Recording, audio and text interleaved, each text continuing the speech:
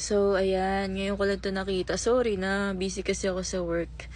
Then, ayan, nakalagay dito, paano po pag dalawang mata? Pwede po ba yun? Kasi, yung ginagamit kong paningin, yung isa straight, yung isa nag-ibang bansa, ha? Tapos, kapag yung kabila naman, banlag na mata, ginamit ko paningin, yung isa naman, hindi sumusunod. Parang ganun yun nasa comment niya. Basahin nyo na lang. So, parang naguguluhan din ako. Hindi ko na alam yung gagawin dyan. Feeling ko, huwag ka muna mag-eye patch. Gawin mo muna yung method. Basta yung parang tinuro ko din last time sa video na kung dalawang mata talaga, halimbawa, yan nga, yung isa mong kunwari, itong kaliwa mo, banlag siya. Tapos ito straight lang pag kilala ka. Tapos kapag tinakpan mo yan ng eye patch, maayos to eh. So, parang naguluhan ako sa statement mo. Pero kung feeling mo dalawa, hindi sila kunwari, ito naman tinakpan mo, tapos ito, feeling mo nababanlag. Pwede mong gawin dyan is yung method na sinasabi ko, ganituhin mo yung kamay mo, or ball pen.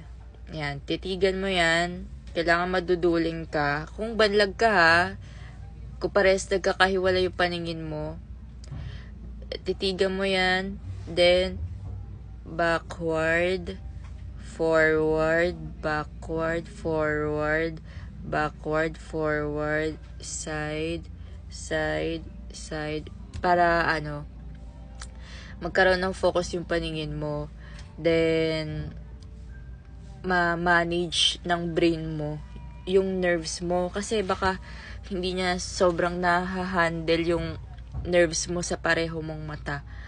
Kaya ganun. Or yun yung sabi mo, galing ka sa opera. Hindi ko alam kung bakit naging ganyan. Baka maaaring dahil na operahan ka, kaya yung nerves mo hindi masyadong connected na sa brain. So, kailangan mo siyang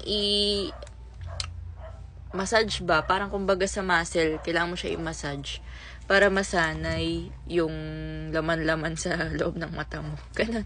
Basta yung nerves, yon. Kaya kasi nagiging lazy eye kasi yung nerves mo sa mata, hindi siya super connected sa brain. Kaya si brain, hindi niya nakokontrol yung mata mo. Minsan, di ba, umiiba ng paningin. May sarili siyang control. May sarili siyang paningin. Kaya ganon. Pero try mo pa rin mag-eye patch. Ayusin mo muna yung kabila.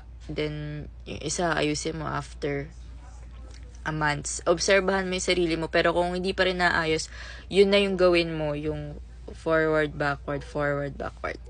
So, yun lang yung sa tingin kong makakaayos sa'yo. Home remedy yan. Parang kumbaga home remedy kung sa gamot. Pero kung sa tingin mo walang progress, siguro magpa-check up ka pa rin para mas sure. Kasi di naman siya, wala namang mawawala kung gagawin mo yung therapy na yan, yung forward, backward, yung eye patch. Kasi wala, hindi ka may infection dyan. Hindi ka mag-apply ng something na chemical dyan. Parang remedy pa rin siya. Walang side effect yan. Actually, dapat nga maayos pa eh. Pero kung negative effect, parang wala akong masasabing negative effect. Yun lang. Sana nakatulong.